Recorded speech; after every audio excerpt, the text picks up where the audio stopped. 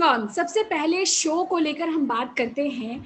Show की शुरुआत, चूंकि आप मराठी फिल्मों में, मराठी इंडस्ट्री में बहुत सारा काम कर रहे थे, तो ये इंडस्ट्री में आना, ये रोल एकदम शुरू से बताइए ना मयूरी।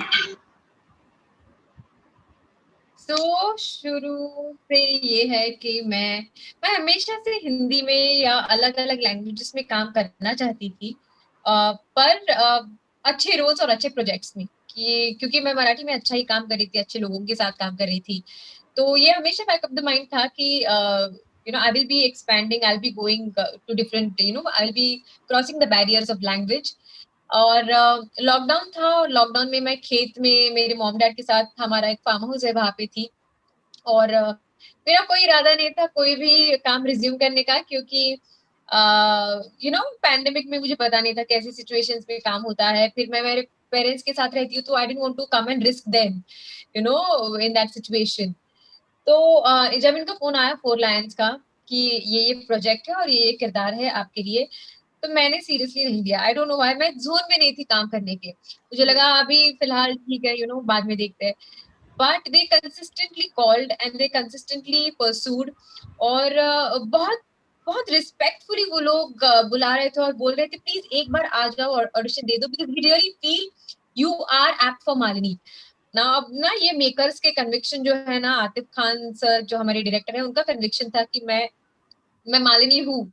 जो even I didn't believe it so strongly back then. तो क्योंकि वो लोगों ने इतने कन्विक्शन के साथ मुझे बुलाया, मैंने सोचा चलो ट्राई करते हैं। एट द मोस्ट क्या होगा, वर्कआउट, और मुझे नहीं करना होगा तो मैं नहीं करूंगी, या फिर रिजेक्ट हुई तो भी मैं नहीं करूंगी। तो ऐसे बहुत ही कैजुअली मैं गई थी।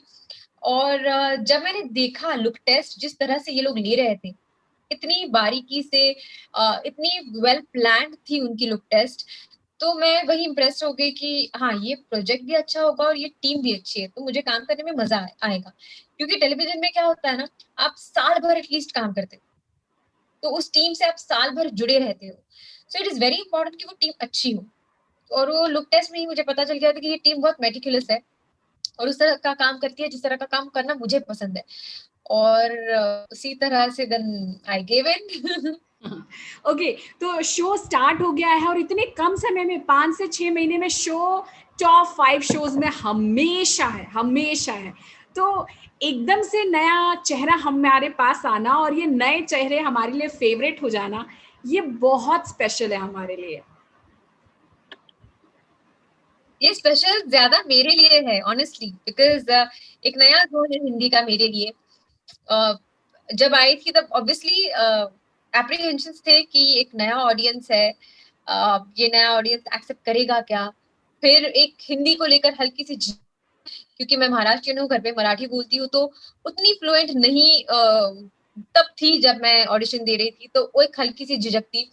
और तीसरी झिझक ये थी कि जो मेरा मराठी फैन बेस था, मराठी ऑडियंस ने जिन्होंने मुझे मेरे काम को सराहा था, मेरा डर ये भी था कि उन लोगों को भी ऐसे ना लगे कि अरे यहाँ जाके ये क्या काम कर रही है, इस लेवल का काम मराठी में कर रही है तो उसी लेवल का हिंदी में भी करे। तो by God's grace, not just like everybody has just showered so much love, कि मैं बस ग्रेटफुल हूँ यार। आई मीन क्या क्या ही कह सकते हैं इसको। मालिनी को हमेशा हमने प्यार करते देखा, प्यार से बातें करते देखा सबसे, लेकिन जब मालिनी टूटी ना आदित्य के सामने, चीख चीख कर मालिनी का वो जो सीन था, बहुत बढ़िया था, बहुत बढ़िया। आपके पेन को हम फील कर रहे थे। हाँ, बहुत कॉम्प्लीमेंट्स मिले उस सीन के लिए मुझे ऑनेस्टली ऑन दैट डे।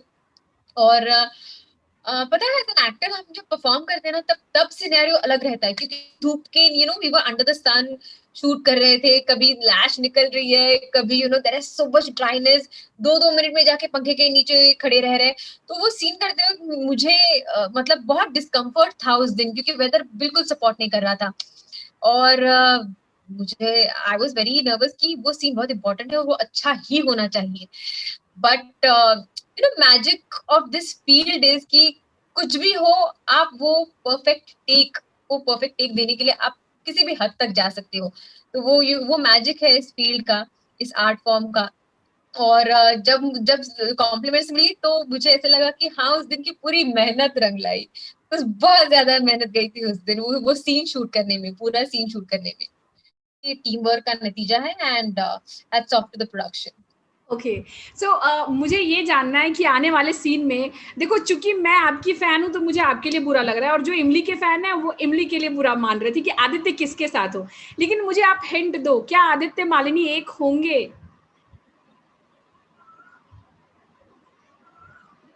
बहुत बड़ी हिंट मांग रहे हैं आप, वो मैं नहीं दे सकती।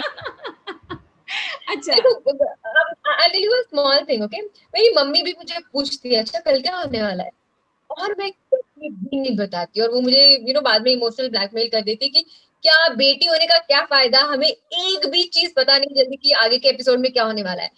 तो मैं उन्हें बताती हूँ, जो जो जवाब मैं उन्हें देती हूँ वही मैं आपको दे रही हूँ, कि आप जब देखते हो ना, उसके पीछे बहुत मेहनत होती है, और आपके चेहरे पे जो वंडरमेंट आती है, अच्छा ये हुआ, अच्छा वो हुआ, उसके लिए हम काम करते हैं। अगर मैं आपको पहले ही बता दूं तो मैं आपकी वंडरमेंट आपसे छीन लूंगी, जो मैं नहीं चाहती। नहीं। Okay okay, will watch. And मैं ये कहना चाहूंगी कि जैसे मालिनी को हमने देखा, बहुत ही सौम्य, वेल बिहेव्ड, दिल की बहुत अच्छी लड़की है। रियल लाइफ में मालिनी से आप, मुझे ऐसा क्यों लगता है कि आप मालिनी ही हो, लेकिन मैं सच हूं या गलत हूं, प्लीज बताओ। हाँ, वेल बिहेव्ड हूँ मैं, और अंडरस्टैंडिंग भी हूँ, पर आई थिंक मालिनी में पेशेंस ज्यादा है, अच्छा, मुझ में शायद उतना पेशेंस नहीं है। बट हाँ, सिमिलैरिटीज है। क्या होता है ना, जो किरदार होता है उसमें हम हमारे ही रंग घोलते हैं। तो कुछ चीजें मालिनी की है, कुछ चीजें मयूरी की है जो मालिनी में है, तो इस तरह से वो कैरेक्टर बना है। तो I can say 50%, 50 to 60% of Malini is Mayuri.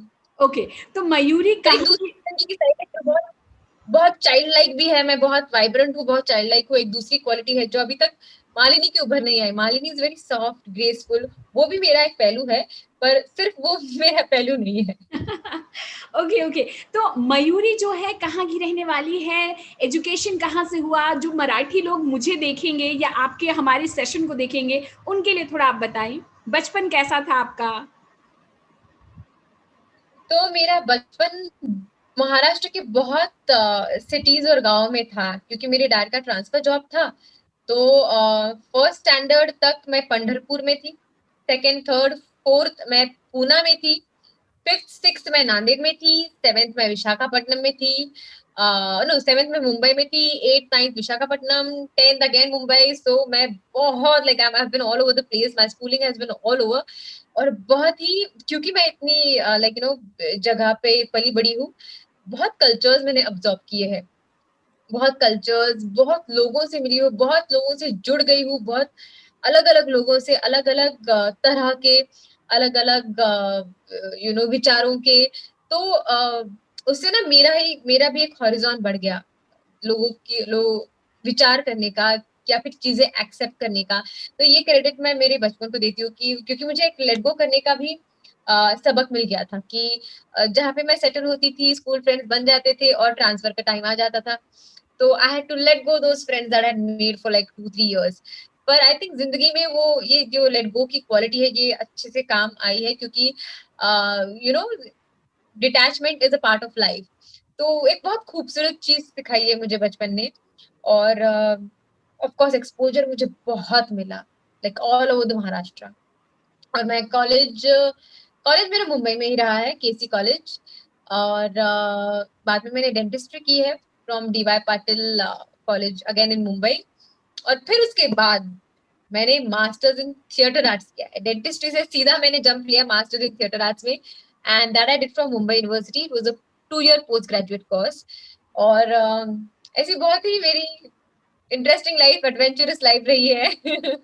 Okay, सो अगर मैं पूछूं कि टीवी, अपने शो के अलावा कोई और टीवी शो स्टार प्लस के देखने का मौका मिलता है आपको?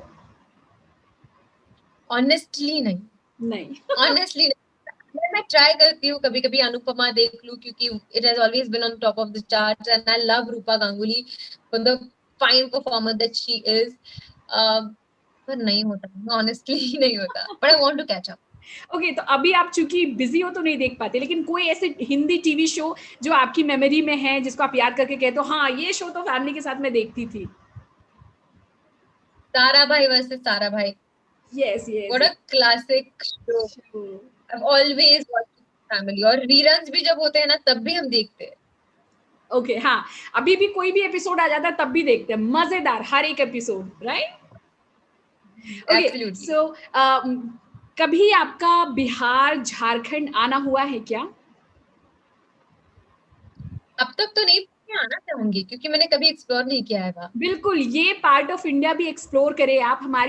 हमारा खान-पान, रहन-सहन, रांची का नाम लेते ही लोग कहते हैं, रांची ये कहाँ? ये धोनी का शहर है। लेकिन जब आप हमारे शहर में आओगे तो आपको बहुत सारी प्यारी चीज़ें मिलेंगी। आप कहेंगे वाओ! मतलब जैसे महाराष्ट्र का कल्चर एकदम चिपका हुआ है लोगों से, आप जहाँ भी जाते हैं अपने कल्चर को ले जाते हैं, हम भी जहाँ भी जाते हैं अपने कल्चर को साथ ले जाते हैं। तो मैं आपको इनवाइट करती हूँ हमारे राज्य झारखंड में। Thank you Deepa. मुझे ट्रैवलिंग तो बहुत पसंद है और अलग अलग चीजें खाने भी बहुत पसंद है, खाना भी बहुत पसंद है। मैं फूडी और मैं वेजिटेरियन हूँ, प्योर वेजिटेरियन। तो अगर मैं आई तो आप प्लीज ये जिम्मेदारी लीजिएगा कि मुझे अच्छा अच्छा वेजिटेरियन खाना आप प्लीज खिलाइएगा, और बिल्कुल। लोकल, ऑथेंटिक ऑथेंटिक झारखंड का।